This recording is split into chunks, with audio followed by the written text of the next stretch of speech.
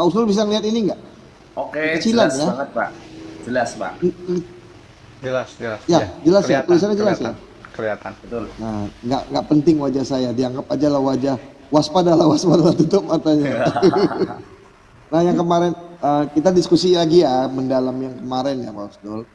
Siap. Sekali lagi bukan menggurui ya Bang Riven. Memang di sini Iya. tagline-nya kan mengingatkan dan menguatkan, saling mengingatkan, terus saling menguatkan kita di sini ya. Nah, Setuju.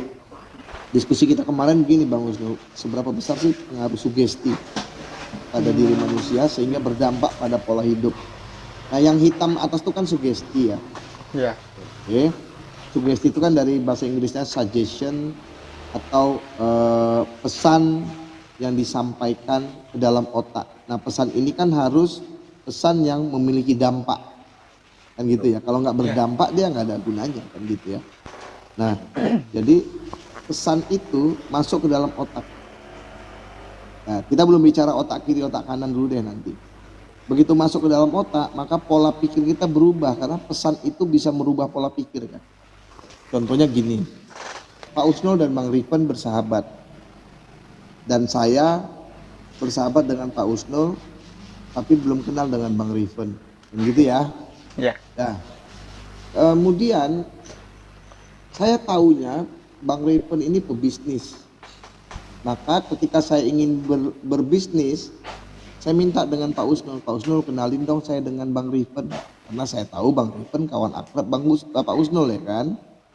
Nah, pada saat saya minta kenalan, saya nggak tahu kalau ternyata Pak Usnul dan Bang Riven sedang bertengkar hebat sampai merusak persahabatan, gitu ya. Dan ketika saya bilang Pak Usnul kenalin dong kepada Bang Riven, saya mau belajar bisnis. Pak Usnul bilang gini, jangan Pak Rudi, Bang Riven itu jahat, Bang Riven itu penipu, nanti Pak Rudi rugi. Tanpa disadari apa yang disampaikan Pak Usnul, ada 3 pesan dikirimkannya ke dalam otak saya kan. Jahat, penipu, dan rugi. Saya tangkap nih ya di sini ya. Oke. Nah, kemudian di otak ini terjadi perubahan pola pikir saya kan. Yang tadinya mau berbisnis, yang mau mengembangkan usaha, mau kenal Bang Riven, terjadilah perubahan pola pikir saya. Dan akibatnya dari pola pikir itu terbentuk persepsi. Oh, ternyata Bang Riven penjahat, ternyata Bang Riven penipu, nanti saya rugi. Nah, artinya persepsi sudut pandang saya menjadi terbentuk tentang Bang Riven. Padahal kan saya nggak kenal kan. Iya. Ya kan, tangkap itu ya. Iya. Nah, satu waktu saya tanpa ada Pak Usnul, saya ketemu Bang Riven tapi dalam jarak yang 10-20 meter jauhnya. Apa yang terjadi?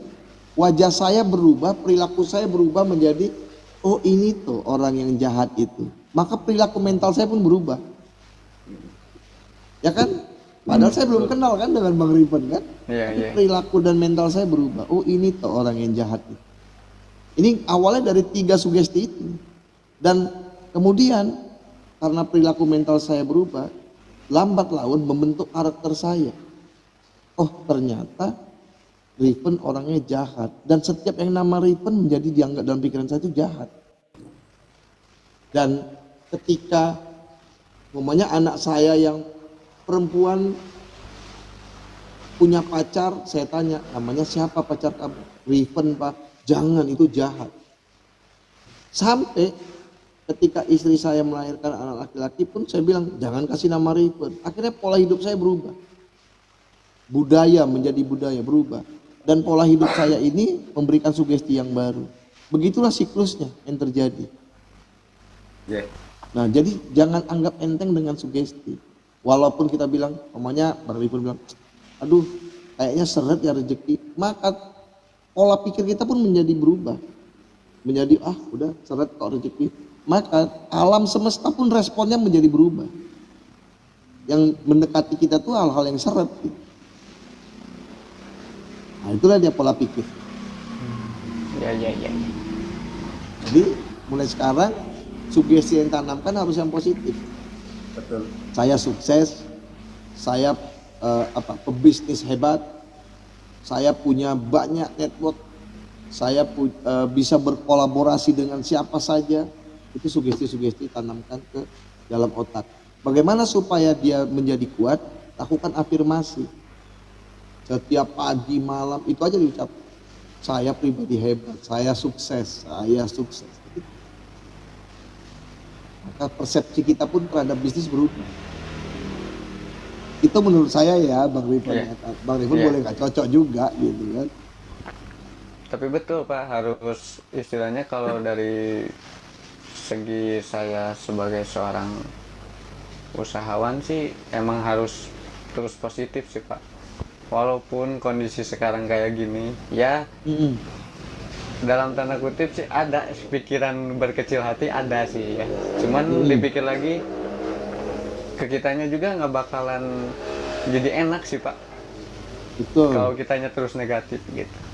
Ya, kalau dari pagi aja momennya kita buka warung lah ya. Iya. Moodnya udah jelek nih, moodnya udah jelek. Ah, hujan ini nggak ada nanti pembeli. Nggak ada tuh nanti pembeli itu. Iya, iya benar. Jadi kalau kata peribahasa tuh ucapan adalah doa tuh betul. Pak. Betul. Sugesti dari bahasa Inggris adalah suggestion, yang artinya Iya. pesan atau saran yang masuk ke dalam otak. Jadi pesan itu kan kata-kata, baik itu dalam hati atau diucapkan. Ya kan? Jadi kata-kata itulah yang masuk dalam otak. Kata-kata itu ya doa. Makanya kalau orang tua bilang, Iya. hati-hati dengan ucapanmu, kalau terbuka pintu langit bisa makbul. Iya, iya betul. Ya kan? Nah, itu yang terjadi.